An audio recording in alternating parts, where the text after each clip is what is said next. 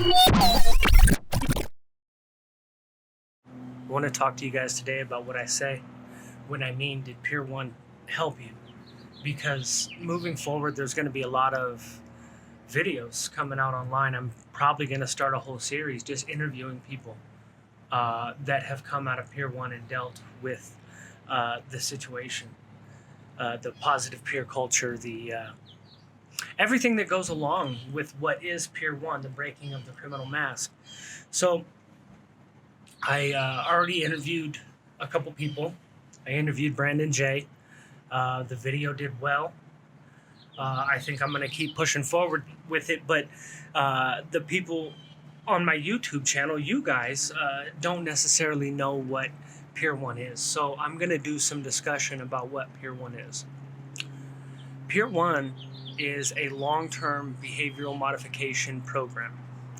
I was sentenced to 10 years in the Pier 1 program. I ended up doing 4.5 on that 10. People get sentenced to 24 years, 10 years, 12 years, 18 years, 24 years, 40 years, and then they suspend their sentences based upon the completion of Pier 1. It's one of the hardest programs in the country. Now, they say that a lot and they brag about that a lot, but I absolutely believe it because the completion percentage is so low that there's no way that there's a bunch of rehabs that have a better complete. I mean, that have a worse. This place is hard. The place is hard. To actually complete the program, I think it's like less than 25% actually complete the program, and then after a 10-year period, less than 2% of people will be sober. That's the statistic involved in this place, and it's not a knock at the place; it's a knock at the fact that drug addiction is hard, and that is the real demon of the situation. Is that drug addiction is hard. They do everything they can at Pier 1. Well, I mean, I guess there's an argument to be made there, but we're going to argue that. We're going to discuss that because there's been articles written in the newspaper about some of the behavior that goes on at Pier 1, some of the disciplines and things of this nature, whether or not they are humane, whether or not, So, and sometimes that can be based upon the person that is subjected to the punishment, because there's plenty of people who love the place and there's plenty of people who don't, who can't stand it. I've seen people refuse the place and say, no, send me to prison. I'm not going through that shit. So we're going to give you a little rundown here. So I'm not going to tell all the secrets, but I'll give you a general idea. The first 30 days in OTs, you're not allowed to look anybody in the eye. You haven't earned the right to look anybody in the eye. So I'm not going to go into any more about what the OTs do, other than I will describe this. There's a mental game that is played at Pier 1, and this is what they will do. They will make everybody, the OTs got to be the ones who set the table for silverware. Everybody needs silverware because it's getting ready to be breakfast time, so the table needs to be set. So the OTs are the ones who have to set up the tables. So they'll tell him, let's go. These people are hungry, and there's people running in circles, and everybody's running around, and all the silverware has to be right. What is it, fork, knife, spoon, or whatever? I don't know. Everything has to be perfect. A table has to be set perfectly, the whole 9 yards, right? And what they will do is, as one of the OTs gets something set, like something will get right, it'll be fork, knife, spoon, something like that. One of the OT coordinators will reach over and swap a spoon for a fork, right? And then they'll say, look at this trash. You guys didn't even do it right. And all you guys get down there, and then they'll scream at everybody for not getting it right, And what it does is it creates a tension. It creates a tension within the OTs. You didn't do it right. No, you didn't do it right. I did it right because I know I did it right. I sat there and did it. And then somebody else changed it, which you can't blame. You know that the people who are in charge of you are messing with you, but you can't do nothing about it. And it's to ramp you up. There's no way out of the situation. The situation's going to go bad. You're going to get yelled at. It's to kind of teach you that situations are going to go bad, and there's not always going to be something that you can do about it. I just took a big ass dip. It's the last of the fucking can. It was a little more than I should have, I think. Anyway, so this is just, that right there is just OTs. That's just the orientation part. And it goes way, way deeper than that. I'm basically going to give a baseline of what Peer 1 does in the program. So after that, you go to OTs. Or you go to OTs and you go into phase 1, da-da-da-da-da. But now I want to talk about some of the philosophy behind it. I'm not going to talk about a lot of the super specifics. I'm sure people will. I may even get into super specifics later, but I mean, that program could have like an 8-hour documentary on it. I can. And the best way I can sum up the program is an all-out, all-ditch effort to break the criminal mask.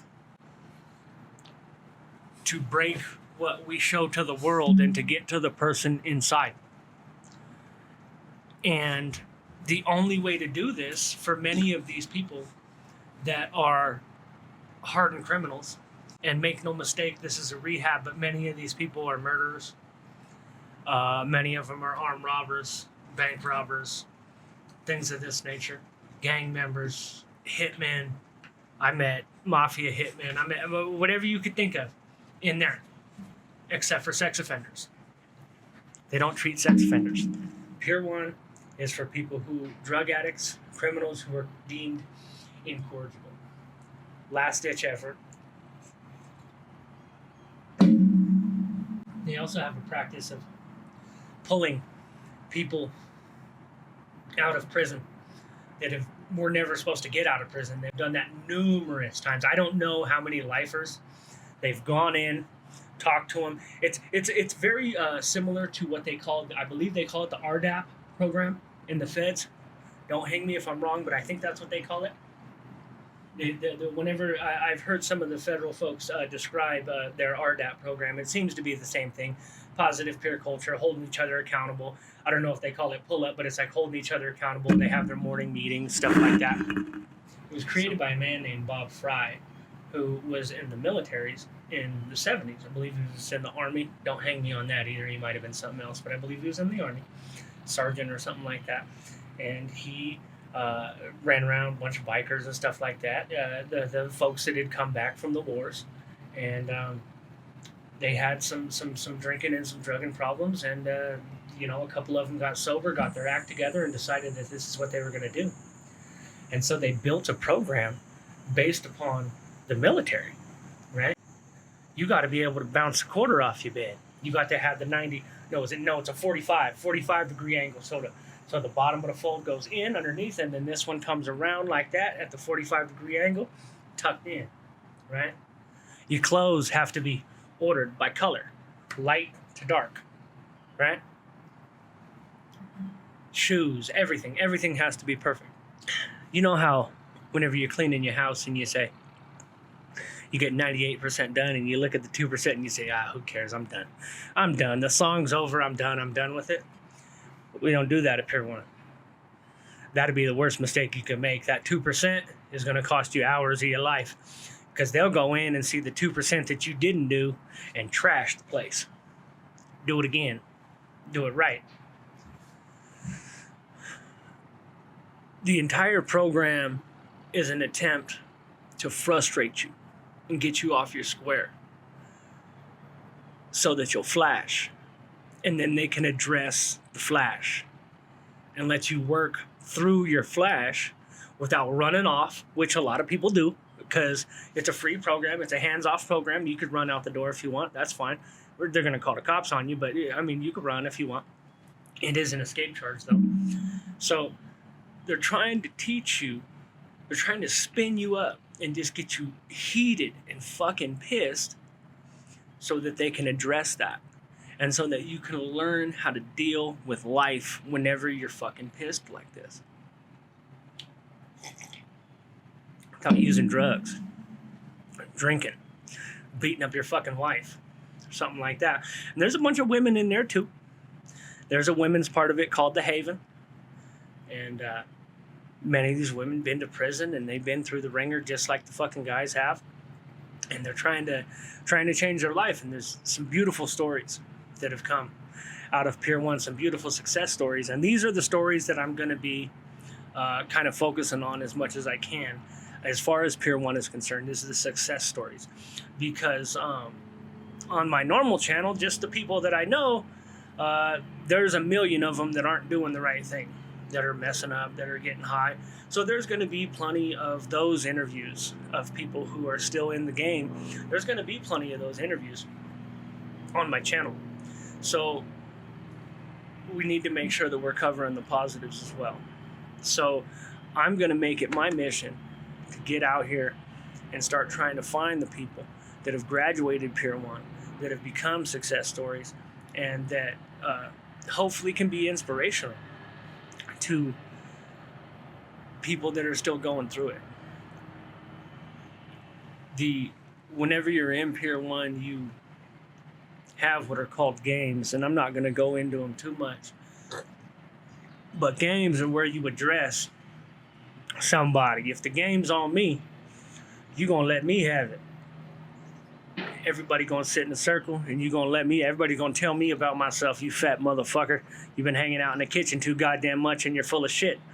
You know, whatever the situation, whatever my behaviors have been, my negative behaviors have been, they're going to point it out.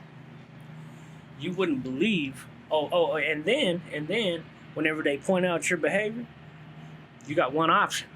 No, you got two options. You can tell them to go fuck themselves, or you could just say, okay.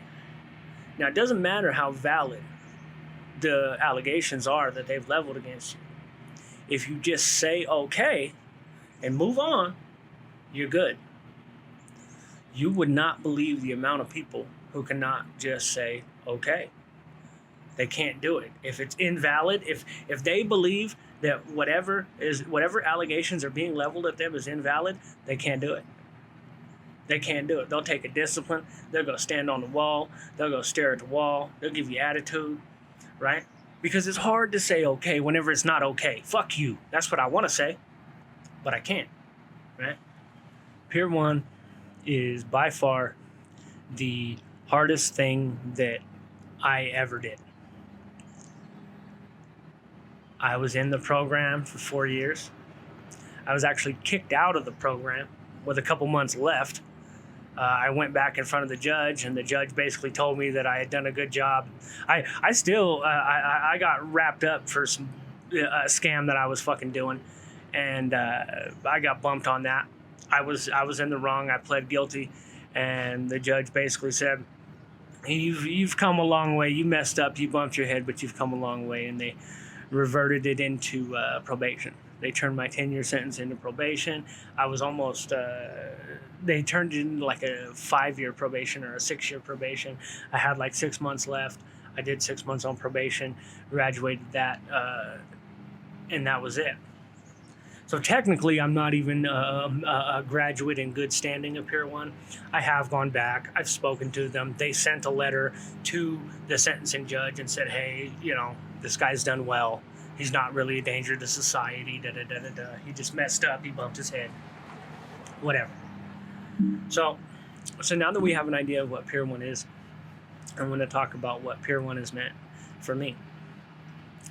Pier 1 changed who I am almost completely.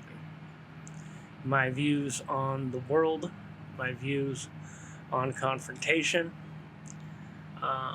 my views on being okay with the world as it is, with accepting the world as it is. I was in that place for a long time, and I saw thousands of people funnel in and out of that place. The vast majority of them didn't make it. A whole bunch of them died of fentanyl overdoses. I don't even know how many. I can think of at least like 10 off the top of my head. There's probably more. Fentanyl is absolute. I don't know how it is where you are, but it is absolutely treacherous out here. They smoke the shit in public in Denver. You just go to the hood, they smoke the shit. You can find foils. There's just foils laying around in the hood and shit. You'll find foils and tutors and shit like that. But anyway, Pier 1, there was a expose from Fox News, maybe. I don't know how many years ago, 7, 8 years ago, 10 years ago, maybe. Talking about the inhumane treatment that is experienced at Pier 1. Some people really don't like what goes on at Pier 1. There's a thing called monad at Pier 1, where you stare at the wall. You do nothing but stare at the wall for extended periods of time. You just stand there, 6 inches from the wall. You're allowed to blink and breathe. That's it. No nothing. Just stand and stare at the wall for hours. It's a form of meditation. It's time for you to think about the things that you've done. Just focus, right? Spent weeks of my life staring at a wall in Fort Morgan. Or not Fort Morgan, Fort Logan. In Fort Logan, just staring at the wall, thinking about my life, thinking about everything I've done. Just staring. But then it's a weird situation because they're really big on the dichotomy of, okay, he's in trouble. Okay, now we treat him normal. Okay, now he's paid his penance. They don't hold on to it. Once you pay your pittance, you're done. That's it. You're done. Right? Many people have said that the staring at the wall is a form of torture. Many people have said that the deprivation of sleep is a form of torture. The yelling at people, screaming at people, calling them names is a form of torture. It's inhumane. But how inhumane were you whenever you were doing this shit, that whenever you were victimizing, the people you were victimizing, whenever you were victimizing society? Or when you were victimizing your fucking family, What about your family? You didn't give a fuck about your kids whenever you were running around doing the fucking most, And then, so, they say it's inhumane. It's not going to be everybody's cup of tea. I promise you that. There's a whole bunch of people who ain't built for it. But the ones that are, I haven't met a person who made it through that program that didn't come out the back end a stronger person. And that's what I got on Pier 1.